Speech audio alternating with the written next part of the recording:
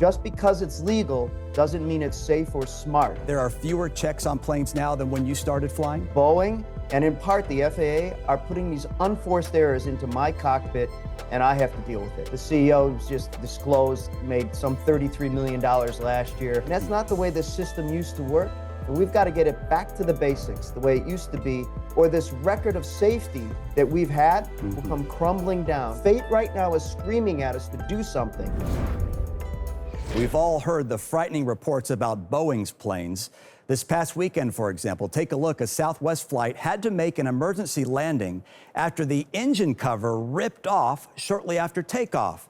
And yep, that was a Boeing plane. And then last week, a Southwest flight nearly crashed into an air traffic control tower. That happened at New York's LaGuardia Airport during stormy weather. The FAA is still investigating that one. But all of these issues, along with others, have many people wondering, is flying still safe? January 5th, 2024. The door plug tears off an Alaskan Airlines flight at 16,000 feet. No one was hurt, but it was the start of a rocky year for Boeing and the airline industry. A tire fell off a United Airlines flight that had just taken off. On another United flight, flames shot out of an engine right after takeoff. And on a LATAM Airlines flight from Sydney to Auckland, dozens of passengers were hurt when the plane suddenly dropped hundreds of feet mid-flight. Everything flew up, went down, and it was like very shocking. All of the planes in question here were Boeing. The FAA has been auditing the company since that Alaska Airlines incident back in January, and found multiple instances where Boeing and one of its suppliers allegedly failed to comply with the manufacturing quality control requirements. The FAA gave Boeing 90 days to outline its action plan about how it's going to fix the problems. But while the clock ticks, incidents keep happening. So why wasn't the FAA watching Boeing more closely to begin with? The airline industry isn't regulated. The industry was deregulated back in the late 70s. The intended purpose was to spur more competition and lower flight prices, which it did. But it also had the unintended consequence of less oversight over plane manufacturing. All the FAA can do is really outline some best practices. Still, there are more deadly crashes on our roads than in the skies.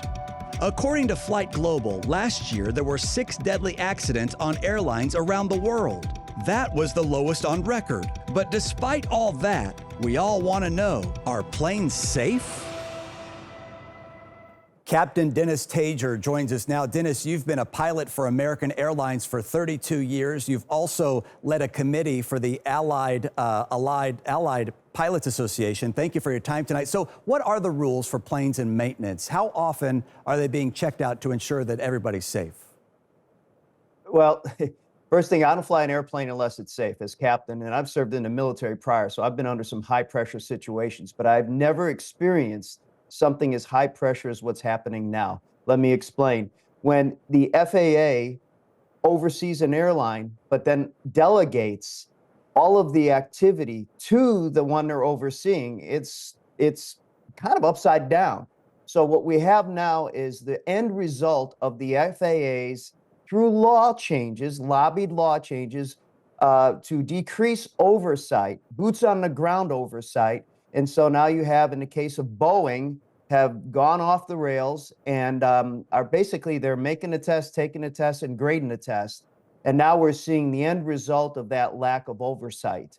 So it's a critical time. We're very concerned, but you should be really concerned and fearful if no one is saying anything about it and you're seeing these things happen. Well, we're out there saying something about it, and we have solutions.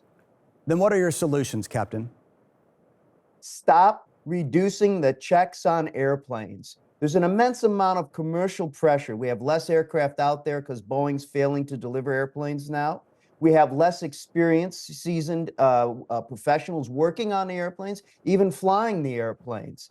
So slow down, get back to the basics, stop staring at the dollars, and look at the impact that every little piece of your job, right on down to, we saw that tire fall off that Boeing 777 from United. Was there an installation failure, or was it just some metal fatigue? The bottom line is the last line of defense when these mechanical issues happen are two trained, experienced pilots like myself to run through these emergencies. But right now, Boeing and in part the FAA are putting these unforced errors into my cockpit, and I have to deal with it. So you're suggesting, or you're telling us, that there are fewer checks on planes now than when you started flying? Absolutely. Happened By how years much? ago. Give us an example. Well, for instance, at American, it's like this at other carriers. An aircraft used to be checked overnight by a mechanic, just a run through to make sure everything was good to go. It's not required by the FAA, but it was good practice, duty of care activity that all airlines did. To save money, they reduced it to the legal limit and now do checks on a much less frequent basis. We're seeing that same commercial pressure. We have the saying on the flight deck, just because it's legal doesn't mean it's safe or smart. And that's where the binary choice of like a traffic cop, hey, are you over the speed limit or not? That doesn't work in aviation. You've got to take a bigger view in what you're changing and how it might impact the safety margin. And that's why we're out here talking about it. So the Alaskan Airlines flight that we mentioned in my story had only been in service for a couple of months, had I think just over 500 hours of flying time. Do brand new planes get checked the same way that current planes that are out there get? Well, apparently not at Boeing. I mean, that is a complete failure. That's senior management, who, by the way, the CEO was just disclosed, made some $33 million last year, a 45% increase. It seems like when you do worse over there, you do better financially. So Boeing is in a real pickle right now. It's a mess. The FAA is now boots on the ground. The FAA, the administrator, Whitaker, we got a hats off to him. He's trying to bring the FAA from delegator back to regulator. And now he's doing that at United. We're encouraging him to roll out his forces to all the airlines. And you can't just phone it in. You've got to be there and see it happen, because the system is set up for this type of pressure point leaks unless someone is there to hold them to account. It's never nefarious, it's insidious, and that's the most dangerous thing. And that's what we're going to make sure doesn't turn into an accident. These are incidents where pilots are saving the day. Right. We've got to not count on luck and miracles anymore. Aviation is about engineering, training, procedures, and discipline. What happens when a plane comes out of service? Are there enough planes to fill the gap so flight schedules aren't impacted? Great point. This is where the pressure comes in. An aircraft comes out of service, or it's contemplated that one of the redundant systems isn't working. It's okay to go for a couple of flights while that redundant system is getting in line to be repaired. Every airline does it. It's completely safe, it's completely legal, and it's rational to do. The problem is now, because of the shortage of airplanes that I fly are suddenly getting 2 or 3 systems that are redundant that are now being put out into the sky. And on my watch, I put an X on that and I say time out. One system, but not several. So the airlines are under great pressure to put the airplane out there. Even though it's legal, it's up to the pilots flying say, yeah, that may be legal, but it's not safe or smart. And we make that call, and it's honored every time at the gate. But that's a lot of pressure. And that's not the way the system used to work. And we've got to get it back to the basics, the way it used to be, or this record of safety that we've had will come crumbling down, because fate right now is screaming at us to do something. Because if we don't, it will. Last question I have. Boeing is the second largest plane manufacturer in the world. The issues that we outlined don't seem to be directly related, but the common denominator is Boeing. As a pilot, final statements tonight. How does that make you feel? I served in the military in combat on Boeing airplanes. They saved my life. They protected me from the enemy outside the airplane. I now feel like the enemy is within, and we're going to win this war.